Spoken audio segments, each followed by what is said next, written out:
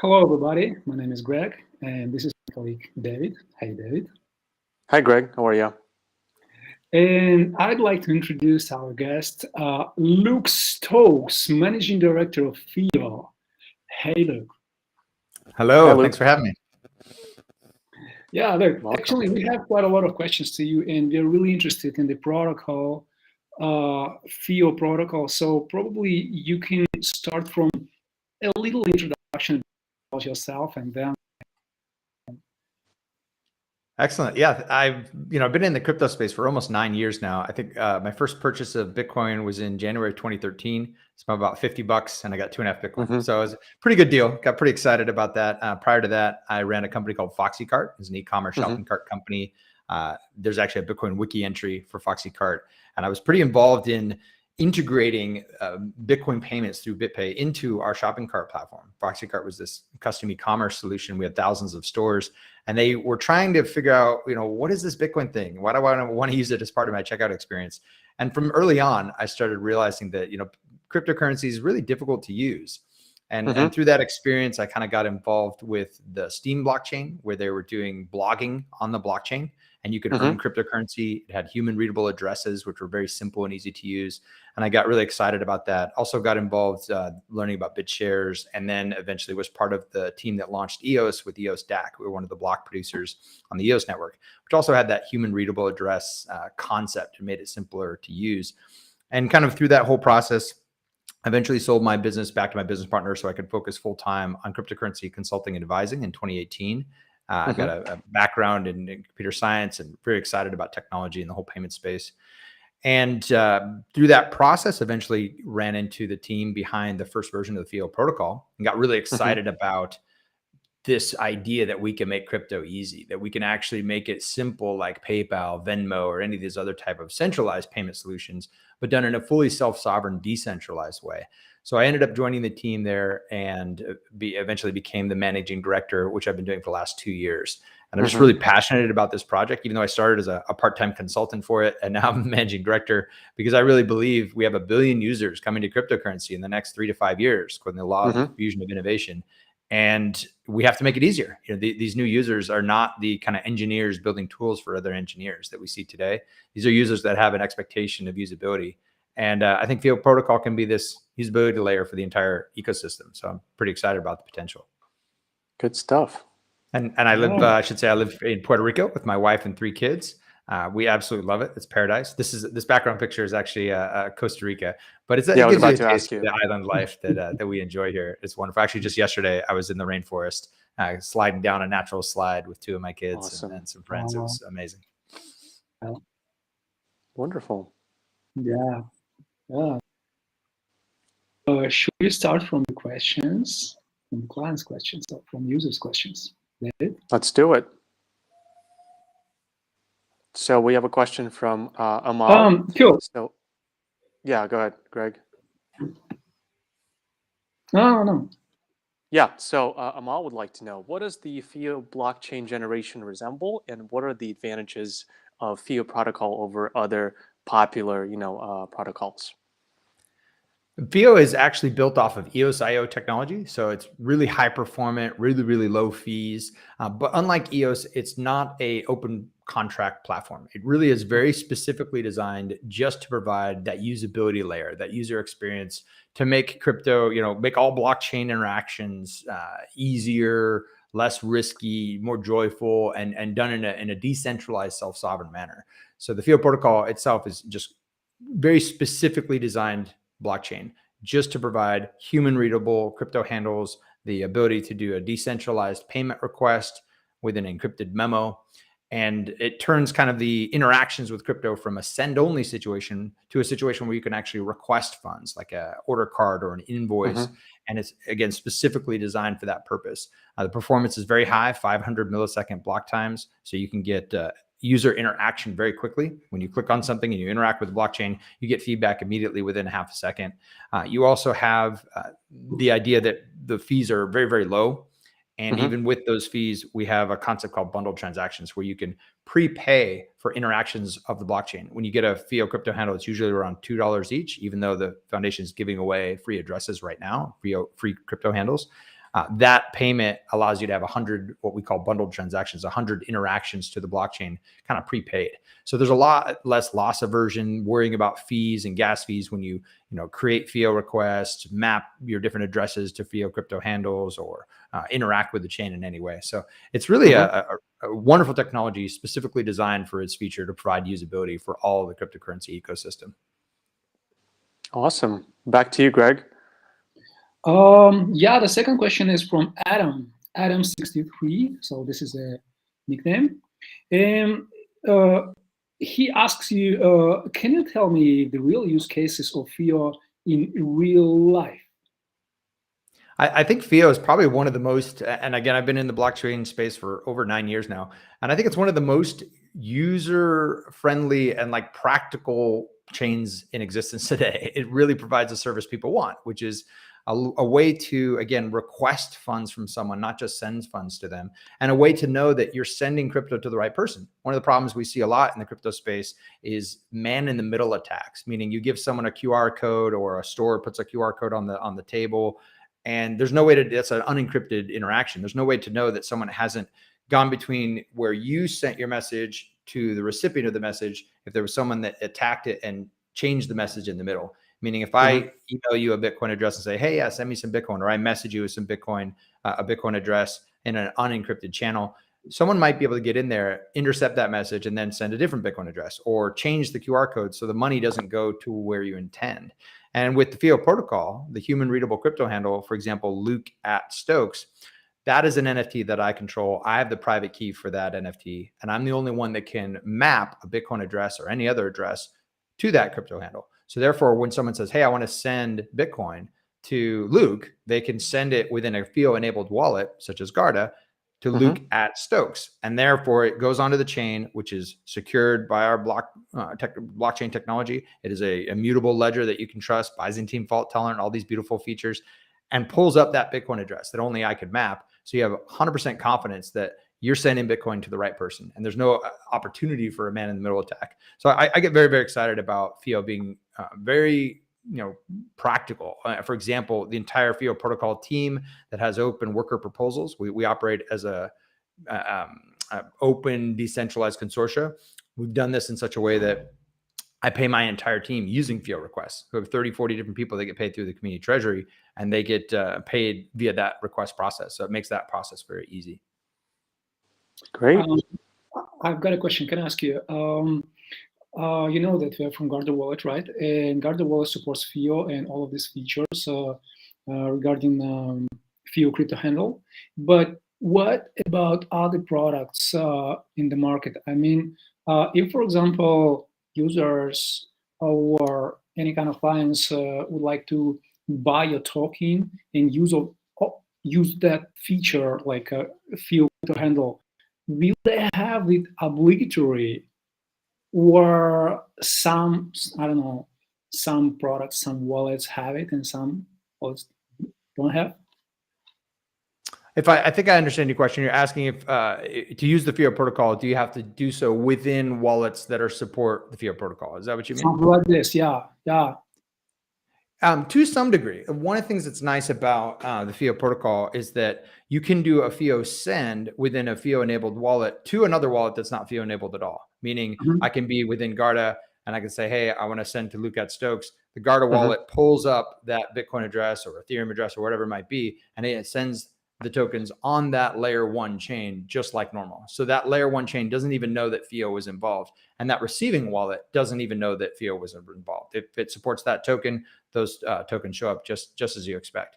But our goal and intention is so that every wallet, every crypto-enabled experience, whether it's an NFT marketplace or a gaming platform that's blockchain-enabled or a wallet or exchange, we'd love all of those, or payment gateway, we'd love all of those to be FIO-enabled, which increases the value of the whole network. So as each individual wallet or exchange integrates the protocol, then they're able to use it much more effectively between those different wallets and exchanges. Okay, yeah, got it. Thank you. Great.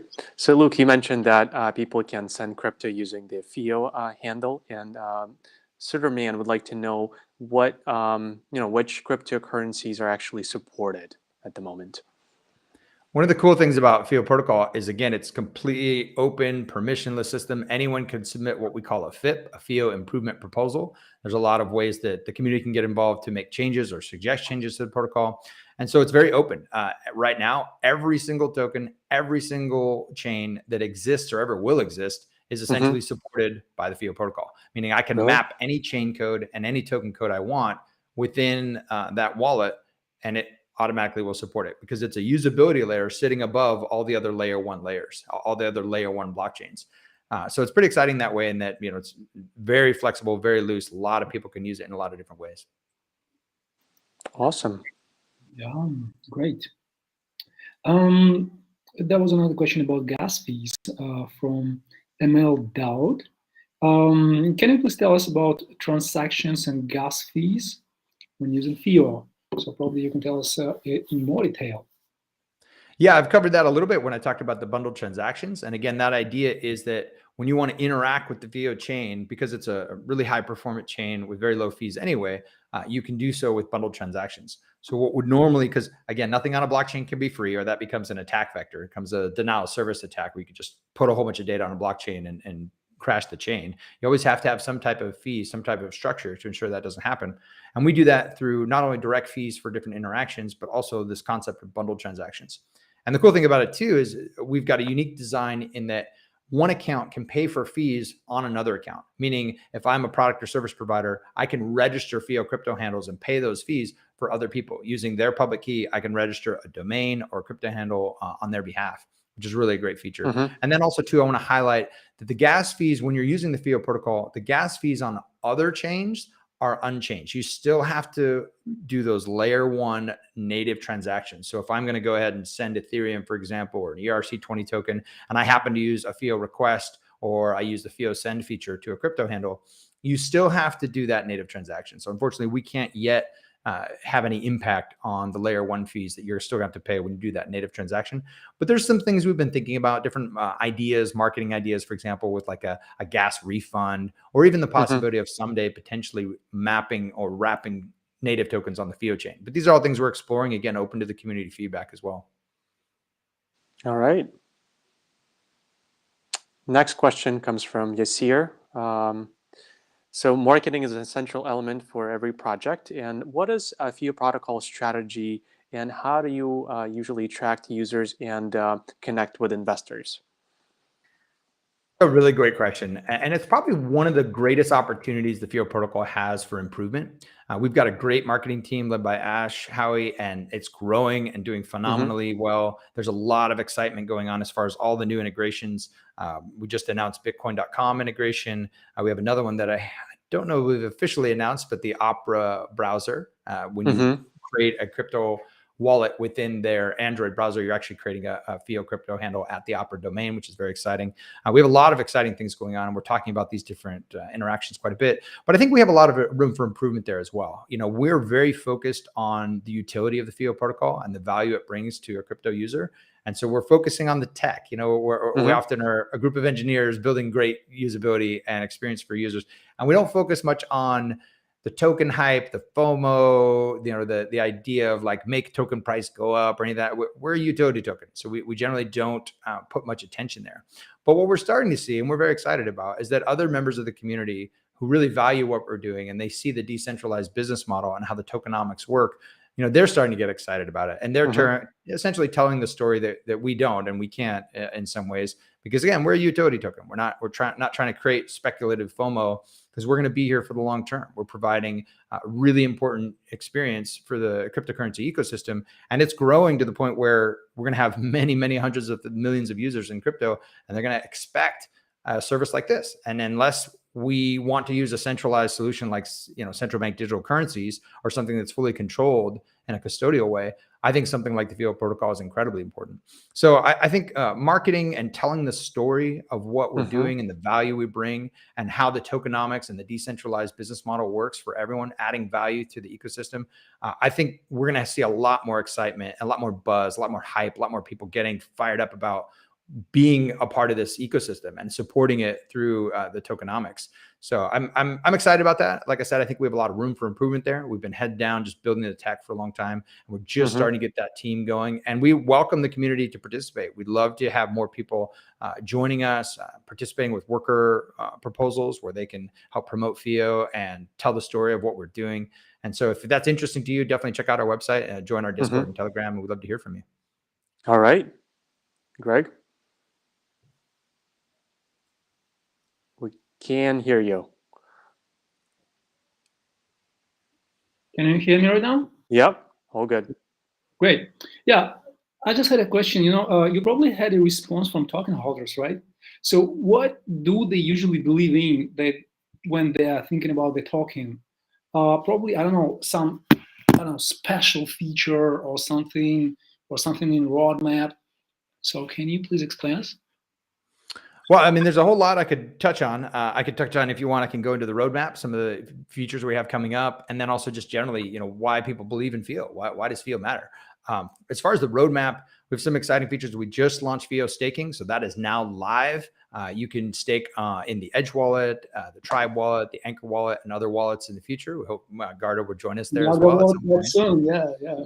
And the idea that the important reason for that staking is that the decentralized business model right now, 60% go to the block producers. And and when I say 60%, I mean 60% of the fees that are collected when people register crypto handles, register domains, send it or reject FIO requests, or any type of interaction with that modifies data on the chain. There's fees collected, or purchase more bundled transactions, renew domains, things of that nature.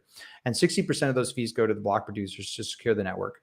I think it's 10% of the fees today go to the wallet or the service provider that integrate the FIO protocol, in addition to another 40% that's minted by the chain. And there's a bucket of tokens set aside just for that purpose. So in essence, you get the 10% plus the 40%, which totals 50%, that goes to the integration provider. So that creates a strong incentive for people to integrate the FIO protocol into their products and services and provide that great experience long term.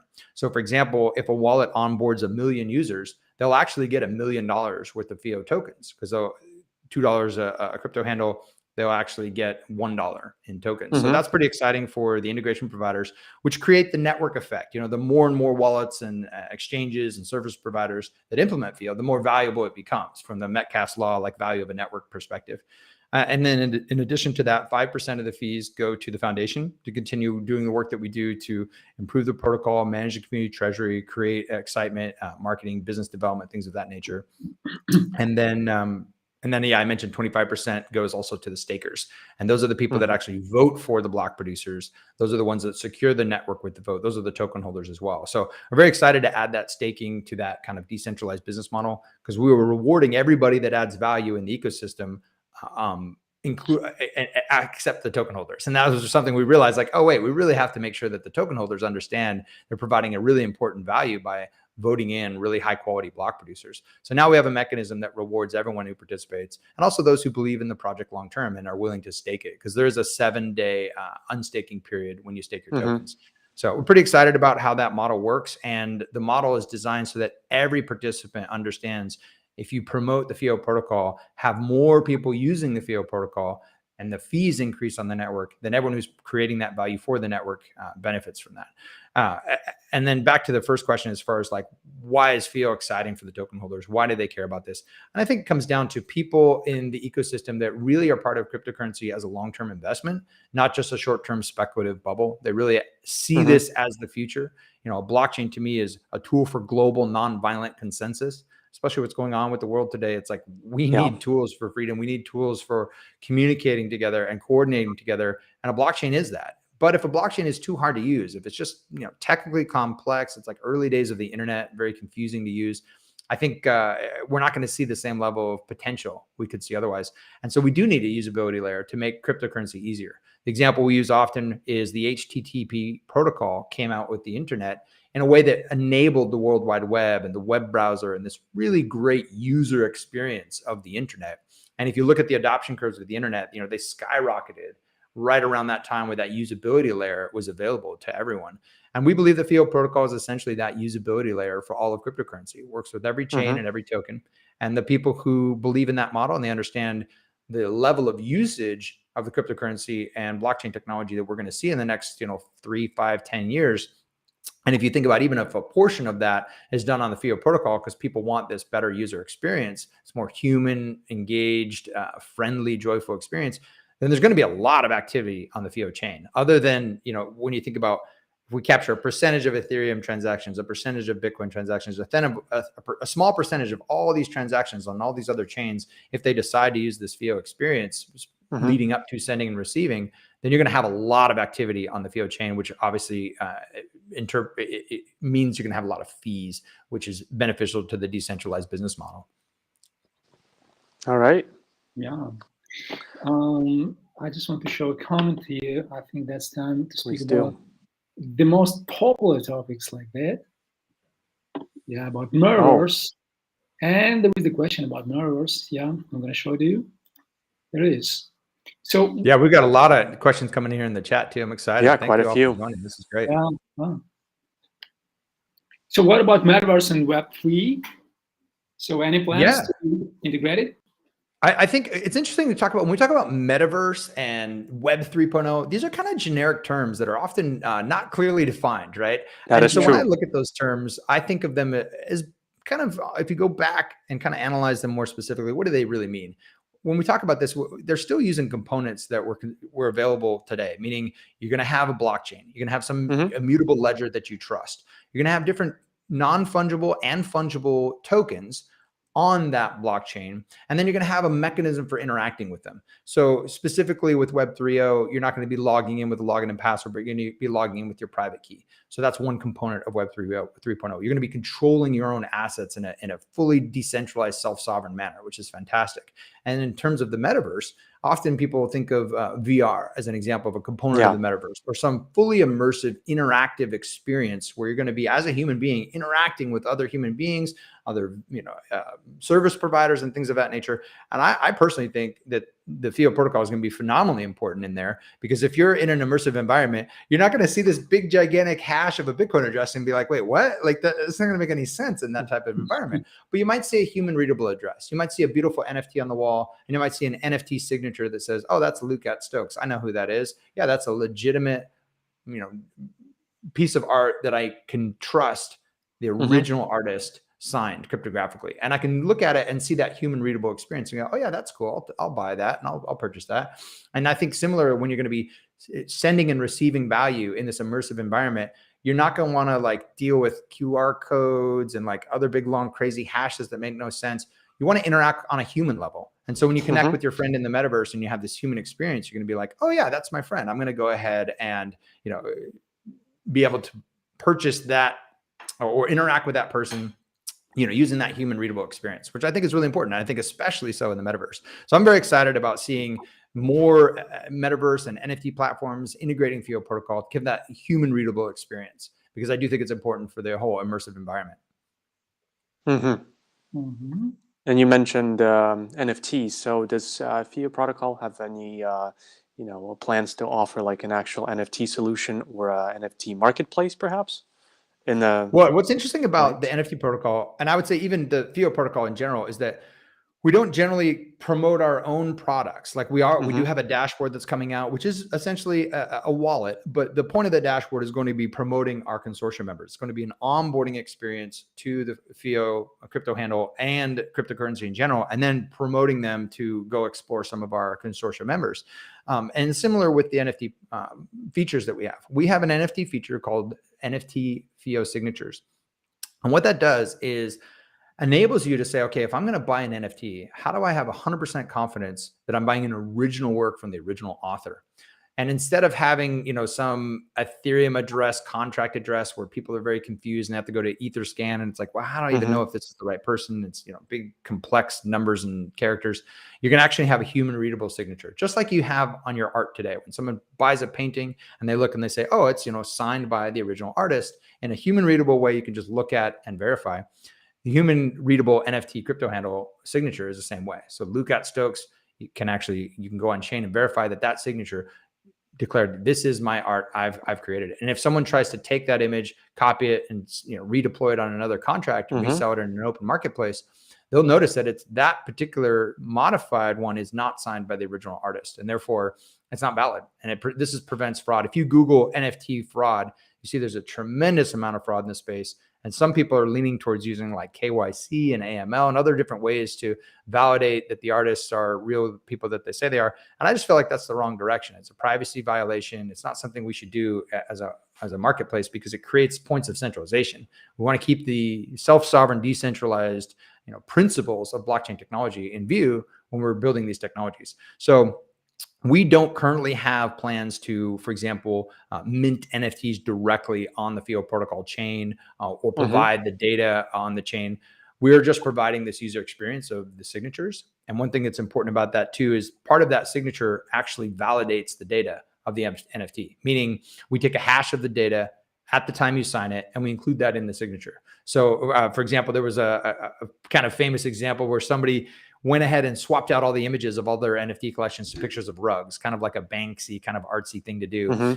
And it was kind of an example to say, hey, look, this industry is kind of silly right now, where you can buy an NFT, but if you don't keep track of where the image URL is, and if it's not on a IPFS or some type of immutable data store, then someone can just swap it out. And that's what they did. But in this case, if that happens, the original person would know this isn't what was originally minted by the artist. And that way you'd have some confidence that you're only going to buy the NFT as it was originally designed. So I'm pretty excited about the features that the NFT signatures provide. And I'm really looking forward to more platforms like Unique.one, which have already integrated FIO Protocol to do that. If you go to nft.fioprotocol.io, you can see more description of how that NFT signature works. And there's also on our YouTube channel is a video demonstrating it with Unique.one. So we're pretty excited about the NFT space, not just images, but also video and other different digital assets that are going to be part of the non-fungible components of how we interact. Like if you want to sell a house or a car or some kind of physical item, and you're working with that NFT, you have to have a lot of confidence that that NFT is the accurate, real one, and not a fraudulent copy. And we think the signatures provide that in a really nice, human readable way. Awesome. The NFT question comes from Fair Sultan. Just wanted to mention that. Back to you, Greg. Yeah, there was a question right in chat about Guarda wallet. So whether we can exchange FIO to BNB. Yeah, for sure. Actually, if you want to check it, you can download the application and check it yourself. So that's pretty easy. Just download the application, okay? And another question from me and from user about security and safety. So how will FIO guarantee the safety of assets in the platform? Yeah, it's a really important question to analyze the security of any blockchain technology you want to use. There's a lot of situations where either they don't have sufficient decentralization, either there are mining pools or a small number of people actually controlling the chain that are then controlled by a small number of people. I've personally lived through that. When the Steam blockchain was essentially Sybil attacked, when the Tron Foundation and Justin Sun kind of took it over, and essentially misled Binance and CZ to vote with customer tokens in order to push out a hard fork and modify the chain in a way that basically had a Sybil attack, meaning there's a whole bunch of sock puppet accounts that were the elected validators, and they made a change that the token holders didn't agree with, and they essentially took over the chain, which is why the Hive blockchain evolved out of that. And so I've been through those experiences where a blockchain is essentially attacked. And it is really important to think not just about the security of the contracts themselves, but also the security of the participants in securing the network, the block producers, the token holders who vote for them. But as far as the contracts and the contract security, we did multiple audits prior to mainnet launch in March of 2020. We've also just recently finished an audit of our token contract by Sentinel, and it came out fantastically well. There were no major security issues, no minor security issues. There was I think one or two minor things that weren't impacting security at all. So it's a very wonderful report. I don't know that we published it yet.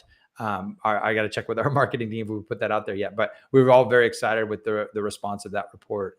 We're very confident with the technology. And again, you have to do your own diligence as well. There is no secure system in the world. I've been in tech since building websites since 1996, and I understand every system. And I ran an e-commerce company that processed over $1 billion called FoxyCart, and we never got hacked, thankfully. But I know that there is no such thing as a secure system. Listen to Edward Snowden and all these, professional hackers, they understand how this works.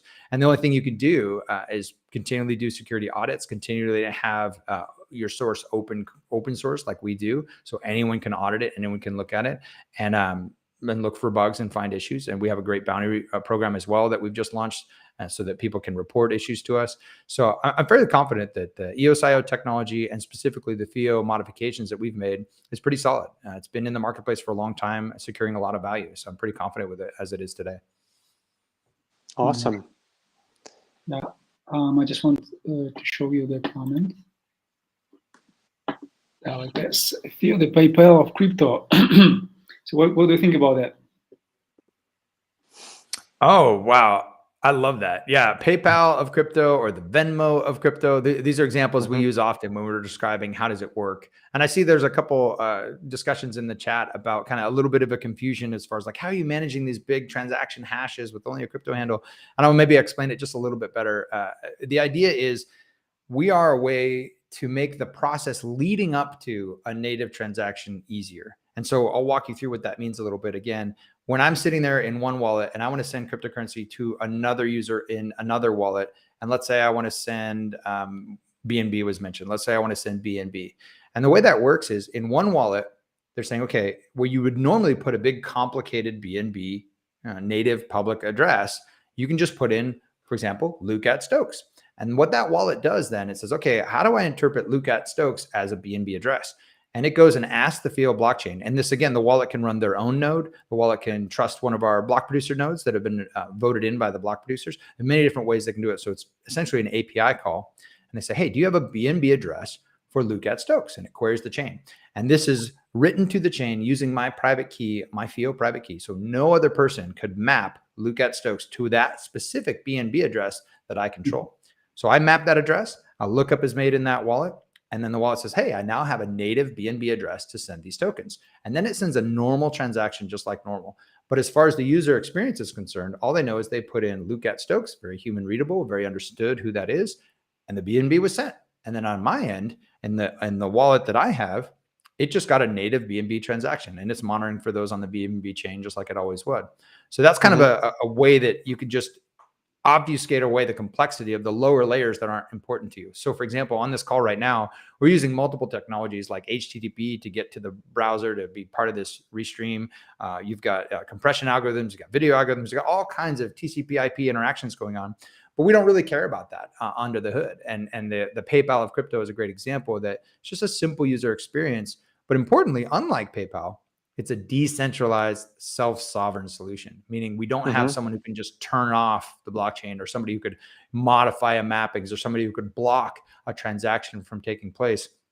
It's fully a Byzantine fault tolerant layer 1 blockchain itself that provides a usability, almost like a layer 2 for usability for every single chain and token in the ecosystem. All right. There was a question about the FIO token. Could you tell us a bit about that and possibly your plans?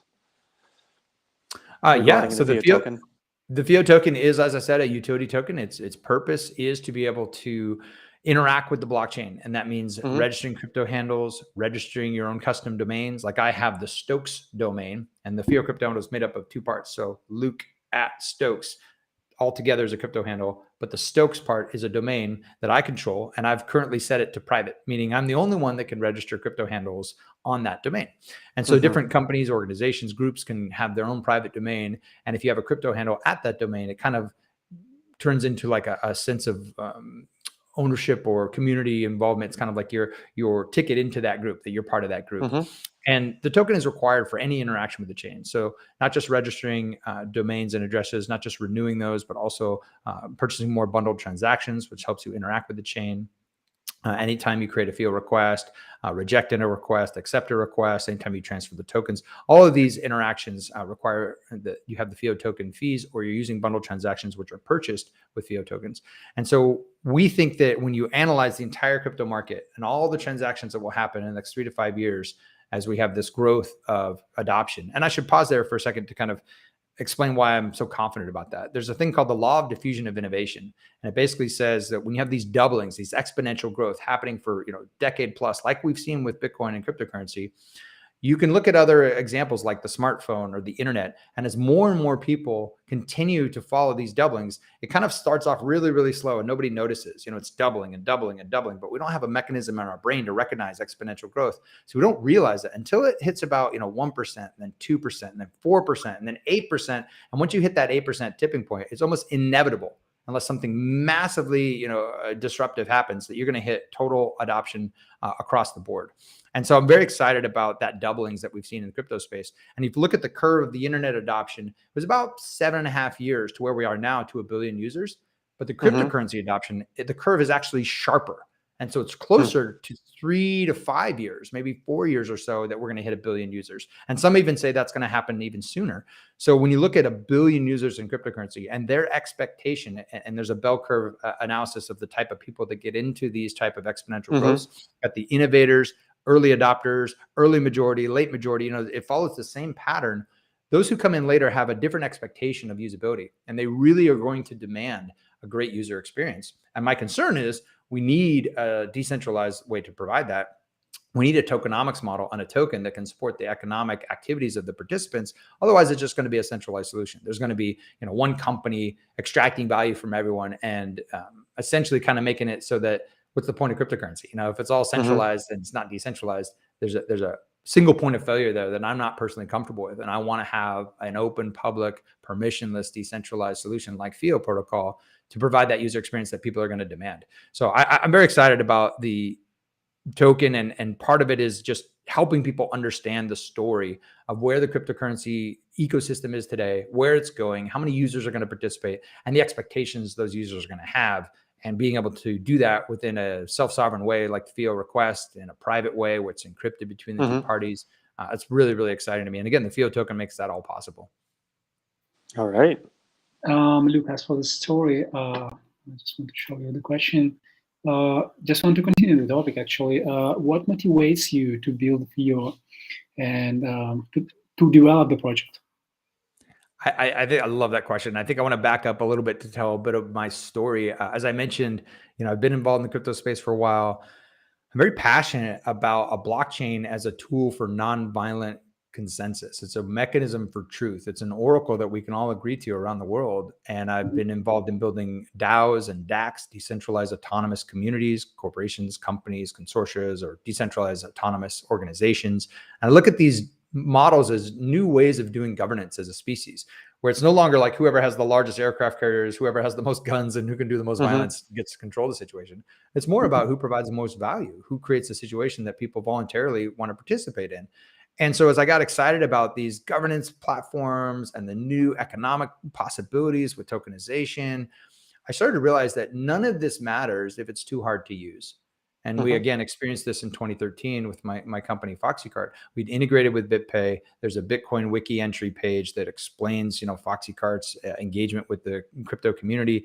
And we had thousands of stores, and most of them didn't understand it. They're like, this is confusing, this big hash. I don't understand what that is. What is Bitcoin? They started to see cart abandonment and checkout issues as people went to go research what the heck is Bitcoin as a payment option. And so it became really apparent to me, and has been throughout the years in the space, that improving usability is a really important part of actually making all these promises that this industry has been making about freedom and self-sovereign rights a possibility. Because if it's too hard to use, it doesn't matter how great your tech is. If it's too hard to use and humans aren't benefiting from it, then it's not going to be adopted. It's not going to be used. So I'm personally very passionate about this project. And also, as I said earlier, the rise of central bank digital currencies, the rise of these centrally controlled, basically liquidity traps, where people are going to move their money into something because it's easy and it's friendly and it's simple and the fees are low and it's unfortunately centralized. They're going to be able to track everything you do, and they're going to be able to control everything you do, which I'm not at all a fan of. I think this is the opposite direction that the industry should go.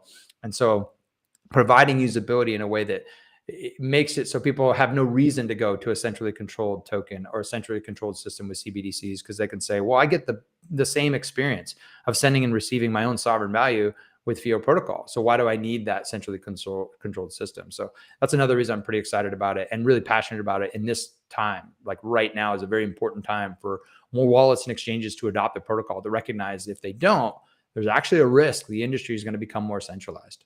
Mm-hmm. No, that's All true. right. There's a There's question so many from, great questions here. I like almost Yeah. want to jump into all these. Man, so many awesome questions. I love it. There's a question from McCoyEvans.bit. Does FIO Protocol have any plans organizing events or, just offering grants to community, like something like a hackathon or something similar? Yes, we actually just had a really great offsite meeting. We were just at ETH Denver recently, and a lot How of our was team it? got together. ETH Denver was amazing. It was incredible. Mhm. We had a booth there set up, fantastic foot traffic through the booth, a lot of excitement around it. Talked to a lot of different NFT marketplaces and platforms, a lot of different wallets and exchanges, a lot of individual users as well. Very excited about it. We were told to plan for about 5,000 or 6,000 people. We had a bunch of shirts, and we gave out all those shirts and all of our stickers and all of our information cards like Mhm. super quickly, because they had closer to 15,000 people, and some people say even up to 20,000 people. And there were a number of people, my friends included, people that kind of like snuck in. I was like, how'd you get here? You don't even have a registration. They're like, well, I just found a door and got in. So the actual numbers that were at ETH Denver are very hard to know for sure, but it was an incredible event. And after that event, on that next Monday, our steering committee had a great offsite meeting, spent the whole day together, whiteboarding out ideas and thinking about things. And what we realized is like, we actually have too much that we're doing as a team. It's phenomenal what we've accomplished with a very small team in a very short amount of time with very limited budget. We've actually done a lot on a small budget, which is great. And we have a good budget right now. We have many years of runway, doing well as far as our treasury. But it reminded us, for example, one of the ideas we have on our list is at FIO hackathons and doing community evangelist and advising people on how to integrate directly. And it's definitely something we want to do, but we have limited availability with our existing team to be able to pull that off. And so part of what we've been talking about as a steering committee is really promoting our concept of opportunities and the way we do worker proposals, so that instead of it being more about the core team that's getting paid to implement certain things, and really the core team just means people with an active worker proposal, we're really going to work hard on telling the story of our opportunities, telling the story of our bounty program, telling the story of like, you can make money to add value to FIO Protocol. And that includes setting up events, hackathons, things of that nature. And so we really want to support that. So if you're interested in helping in any way, there's probably something, an opportunity that you can help participate with. And you can craft a story and say, hey, I'd like to do this for FIO and the FIO community, and I'd like to get paid this amount of money to do it. And we've got a steering committee that meets every week to evaluate those proposals and talk them through and decide whether that's going to be something that the board supports. And again, the FIO board of the Cayman nonprofit is essentially influenced by the token holders, meaning existing board members are only selected by the board, but those board members, they kind of choose from a list of candidates that are supplied by the FIO token holders. So I'm pretty excited about the governance we have as well. And there's a lot of really cool things going on. We would love to get you involved, love to get you participating, because there is a lot of work to be done. And we have like I said, a small team that's getting a lot done with a little. And so we'd love for you to jump in. Awesome. Yeah, like you said before, actually, there are so many good questions, but there is a tricky one, and I really want to ask you a really tricky one. So here it is. So, so many advantages, and what about disadvantages? And can you speak about that? That's a great question. I always love talking about, like, where could you be better, right? One of the things that we're a little bit different than other wallet naming solutions like ENS or Unstoppable Domains, where they're trying to do DNS. They're trying to say, hey, we're going to provide a new way of doing the internet, which is amazing and fantastic and really important. And, again, the token holders through the FIP process, the FIO improvement proposal process, they ultimately decide, and the block producers who deploy the code, the direction of the FIO protocol. So if we end up going that direction in the future, that's up to the token holders. But today, we're really focused on usability. And so we look at that and say, well, there's a problem there, because when you do a text entry for a DNS, for example, it's in plain text. And we want wallet naming and wallet interactions to be as private as possible. So currently today, and this is maybe a disadvantage, the FIO crypto handle, like Luke at Stokes, that's mapped to a Bitcoin address, that is also a plain text entry. And it's clear text, viewable by anyone. We have two FIPs, FIP 5 and FIP 8, that were designed even long before the mainnet chain launched, and we spent many months designing it. We have a way to make that private, meaning you could have a friends list. So only the friends that you allow would be able to decrypt a message between you and them and figure out what that Bitcoin address is that is attached to my crypto handle. So we have improvements that we'd like to make in terms of privacy, but our consortia of wallet partners haven't yet got as excited about those FIPs. So they haven't been implemented yet. But we do have a path towards more privacy. So I think it's a little bit of a disadvantage. I'd like to see that improved. Also, too, I should mention that if you don't want to map those public addresses, you can exclusively use FIO requests. And those are always encrypted, Diffie-Hellman shared key message encrypted, so that only the recipient would be able to see the native public blockchain address that you're using in that request. Another disadvantage I would say is that we haven't focused on FOMO and hype and, token speculation and like really pushing people to be like, yay, go speculate on this token. We're really based on building great technology. And so that's a disadvantage in some ways, because a lot of people in the crypto space today are not interested in investment, frankly. They're interested in speculation. They want to see something go up today and have volatility.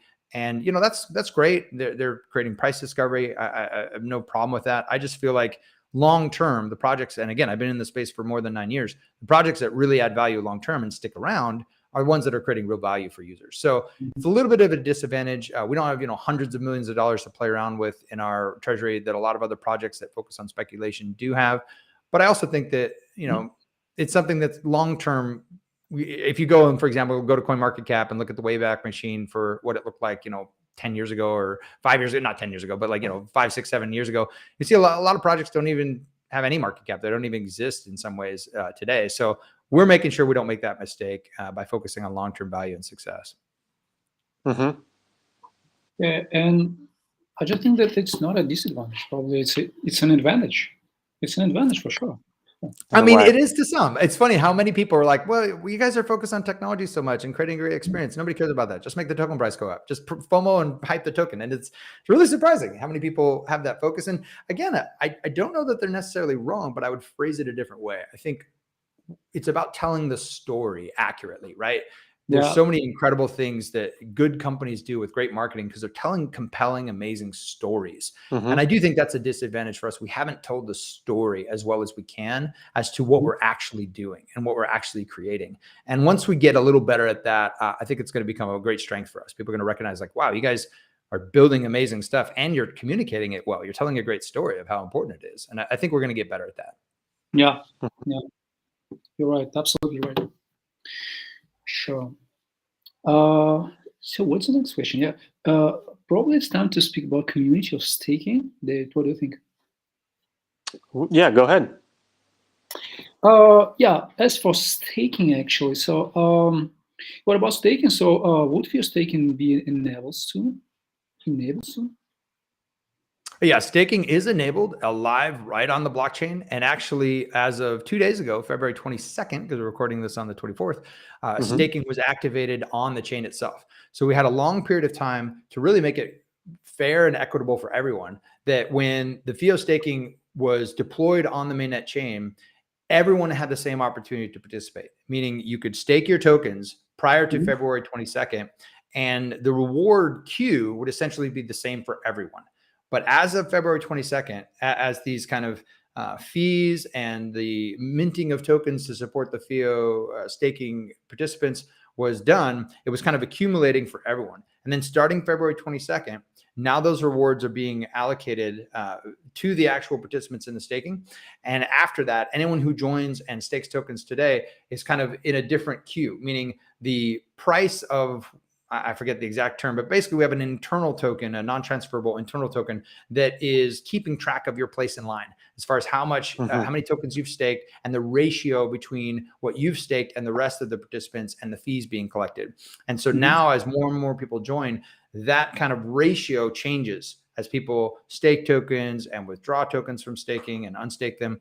So it's pretty exciting that it's now live. So now we can actually calculate, over the next weeks and months and years to come, what the return of investment is going to be for those stakers.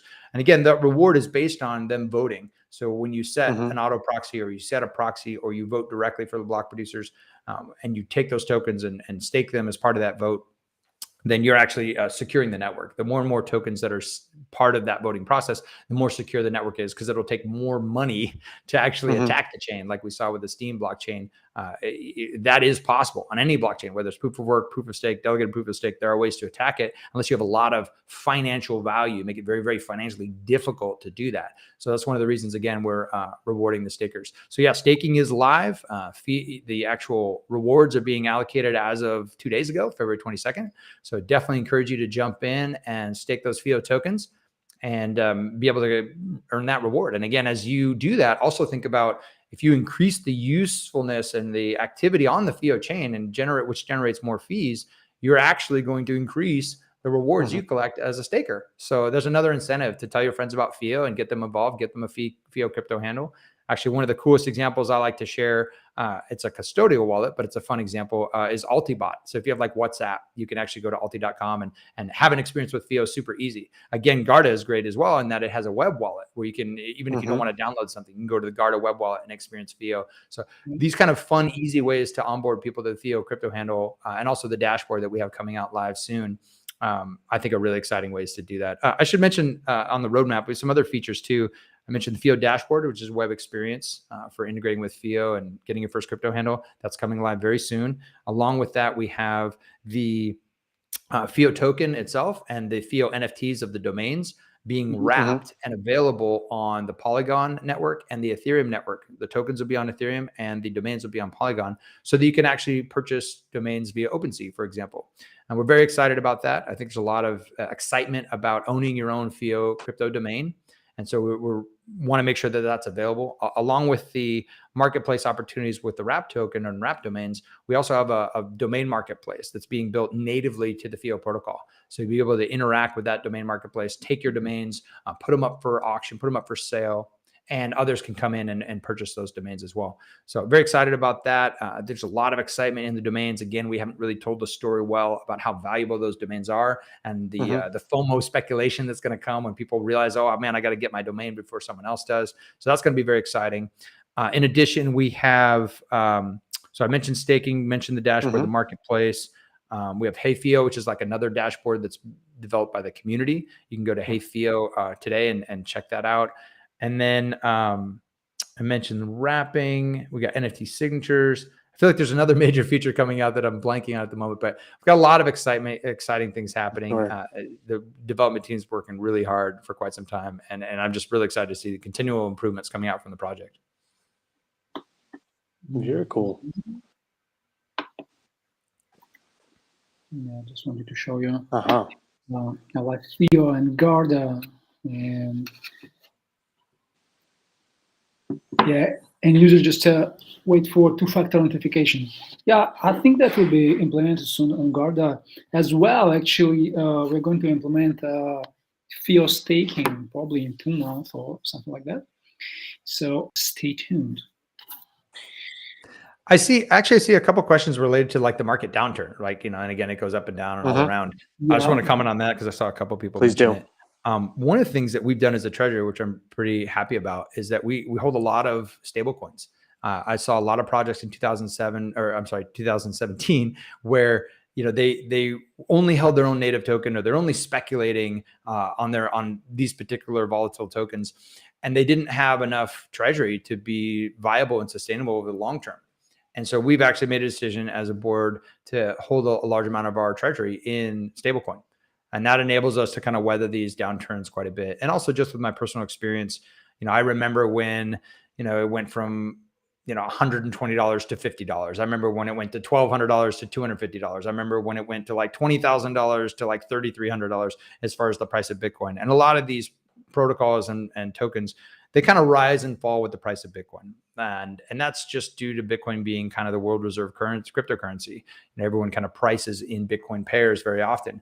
So it's not a surprise to me to see these kind of trends up and down. And again, I look at the long-term trend. Even the yearly lows for Bitcoin or the total cryptocurrency market cap is continually increasing. And I do think long-term, because it is the best ledger ever invented, it's the best form of money ever invented. So I believe it's inevitable that these things are going to be mass adopted. Like we were talking about before, we're about 3.9% of the world right now is in cryptocurrency. You double that in another year or so, you get to 8%, which is the tipping point of inevitable mass adoption. So I'm still very excited, long-term bullish about the crypto space. I know speculators who are jumping in and out of the market, a lot of them get burned trying to time the market. But as a long-term holder, as a long-term believer in the technology and what it's going to do for humanity, I'm not too concerned. It's not my first rodeo. I've been through many, many bear markets, bull markets, and everything in between. And so ultimately, I think, again, those who are providing real utility value and manage their treasury well are going to be the ones that are stick around for the long term. All right. And I wanted to ask you about the gaming space. So we talked about the metaverse, we know the non-fungible tokens, but what about the gaming companies or people who are in that space? Any plans to work with that field? Definitely. I'm really glad you brought that up. I saw that question as well. Just like you have a gamer handle, like in whatever game you're playing, and that's your kind of gamer handle, and you're excited about representing that to your friends and your guild members and things like that. Say on Steam, right? Yeah, just similar to Steam and similar, a lot of these different gaming environments, that you build your reputation on that gamer handle, and they know, oh man, that's my son, he's 12 and you plays a collect lot of video games. achievements and so on, right? Yeah, he was telling me about how on the game he plays, I think it's Axel, I forget exactly what it's called, but he said you could become a predator, or a master, these different reputations that get attached to your gamer handle. That's a really big deal for people. And what we're excited about as more and more games move into the blockchain space and they start creating NFT assets, in-game assets that get transferred between players, and you start building reputation based on these non-fungible assets and these tokens, I think it's going to be really important that you have a gamer handle that can actually communicate with the blockchain and have some relevancy with the blockchain.